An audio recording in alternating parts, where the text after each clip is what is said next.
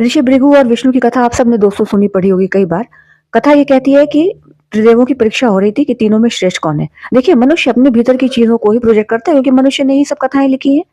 और वहां पर देखिए, भगवानों में भी कंपटीशन हो रहा है और भगवान को भी अपनी भगवत्ता और श्रेष्ठ श्रेष्ठता सिद्ध करनी पड़ रही है। खैर, मैं आती हूँ, जो मुझे ये कथा, मैं इसको थोड़ा, इस कहानी को दूसरी तरह से लेती हूँ।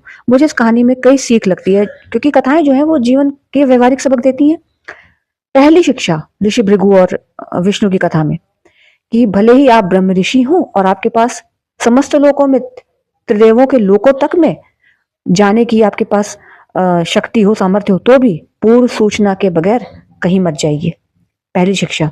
दूसरा, यदि पूर्व सूचना के बगैर कोई आपके दरवाजे पर आया हो, चाहे वो साधारण व्यक्ति हो, चाहे वो कोई ब्रह्म ऋषि हो, चाहे भगवान हो, चाहे आप स्वयं भगवान हो जिसके दरवाजे कोई आया है, अब वो अतिथि देवो भव है, तो अपनी सामर्थ्य अनुसार उसका स्वागत सत्कार कीजिए। यदि नहीं कर सकते हैं तो उसका तिरस्कार, अपमान, अवहेलना मत कीजिए। दूसरी शिक्षा। तीसरी शिक्षा, कि भले ही आप परीक्षा ले रहे थे तो भी, और ब्रह्म ऋषि थे, इतने ज्ञानी थे, फिर भी आपने पति पत्नी अपने कुछ उसमें आपने खलल डाला, और वो भी ऐसी खलल डाला कि सीधे विष्णु की छाती पर लात मार दिया। इतने ज्ञानी होते हुए भी परीक्षा भी ले रहे थे, तो क्या ऐसी परीक्षा परीक्षा देनी पड़ती है हर तरह की।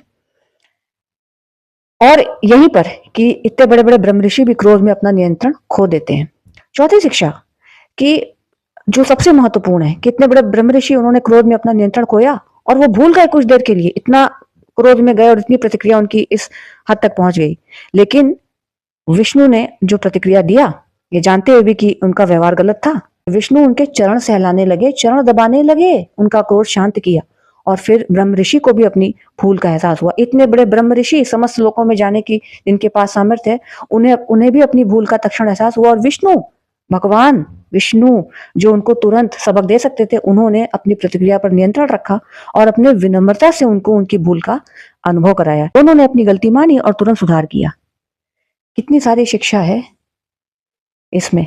ये है हमारे धार्मिक ग्रंथ और उनकी कथाएं।